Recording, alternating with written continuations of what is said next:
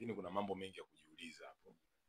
Kwanza, kitu cha kujiuliza ni kitendo cha wao waliokuwa baadhi yao walikuwa viongozi, kina Kigaila ambaye alikuwa ni naibu katibu mkuu, kina Salum Mwalimu, ni watu ambao wamefika kwenye chama hawana hata wiki tayari pale washapewa uongozi.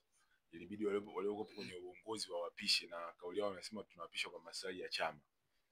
Sasa wao kwamba kwa lugha tu ya kawaida kwamba wao walijiona wakamiliki, kwamba wanaokuja wanaweza zaidi yetu. Au ndio tuseme kwamba wanaokuja wana watu kama tunavyosema.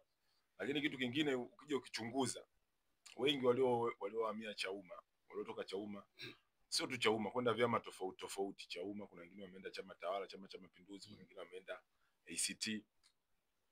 Wakili Peter Madereka kaenda ACT. Ukija ukichunguza, wale wote hawajawahi kupata nafasi ya ubunge wala udiwani. Wengi wao hawajawahi kuonja ile ladha ya uongozi. Kwa hiyo wenda walikuwa na hamu na wana ndoto ya kuwa kwenye uongozi, sana sana kwenye ubunge na udiwani. Na ile kauli ya Chadema kutokushiriki kwenye uchaguzi ni kauli ambayo imewatoa kabisa kwenye njia. Kwamba sisi malengo yetu sasa kama kinataka kitubadilishe. Sasa hapo ndo tunarudi kwenye ile kauli yetu kwamba wana mapenzi ya kweli na chama chao au la.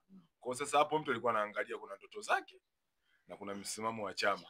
Kwa sasa alipoenda huko ndo kwenye nguvu zaidi. Kwa mtu, watu wengi wameenda kufuata ndoto zao.